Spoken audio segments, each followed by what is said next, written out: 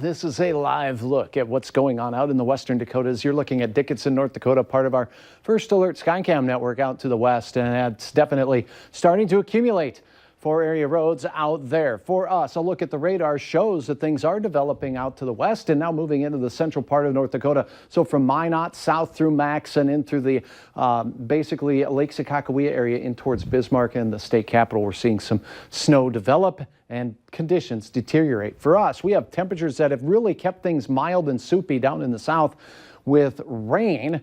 And then as we get colder as we go north, things got pretty slippery today along Highway 200 and points north. And we still have some hit and miss areas of light precipitation taking place. But this is the main event. It's moving our way and it'll be here a little later. A live look at our camera right here, the Valley Sky Cam, showing we have gray skies in Fargo, 30 degrees on the thermometer. It's 34 at Moorheads Airport. Our wind only 12 miles per hour.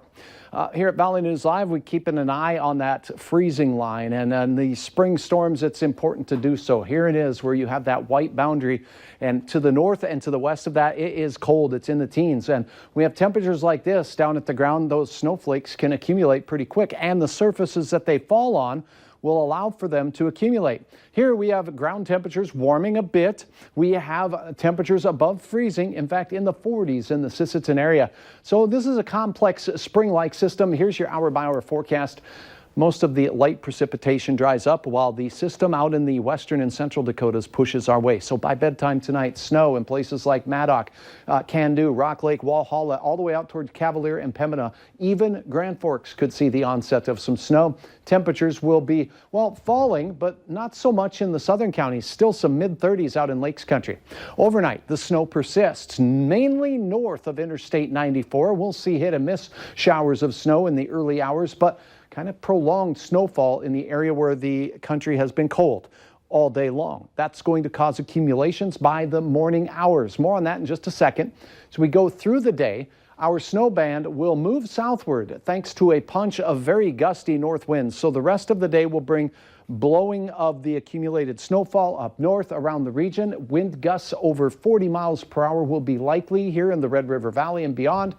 And as we go through the rest of our day, look at the cold air marching in. Teens will replace 30s. Single digits will replace the teens up north. Here's a look at snowfall potential with this system. First and foremost, Fargo, Moorhead, any accumulation of snow here looks to be throughout the afternoon hours or midday hours. I do believe we'll have isolated areas, a narrow band of 3 to 6 inches near Grand Forks and points north, but widespread 1 to 3 north of Fargo, and that's enough to shovel. Elsewhere, down to the south, you're just going to get a shot of some snow, while most of the event will take place as drizzle and freezing drizzle in the early onset. For your morning tomorrow in Fargo, flakes will be a part of our morning forecast, but then by the midday hour, those will exit to the south. We'll see a little sun, but we will all see a whole bunch of wind gusting over 40 miles per hour, some blowing, some drifting, some reduced visibility, particularly in areas up north where they get sizable snowfall accumulations. Afternoon drive time temperatures will be in the teens up in the Devil's Lake Basin,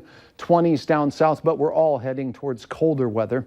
Look at these fair weather clouds. Doris capturing this on St. Patrick's Day, some cumulus fair weather clouds. All right, on Friday, we'll be cold, single digits above and below to start, teens for your afternoon highs. Saturday, we start climbing out after a chilly morning, Andrea.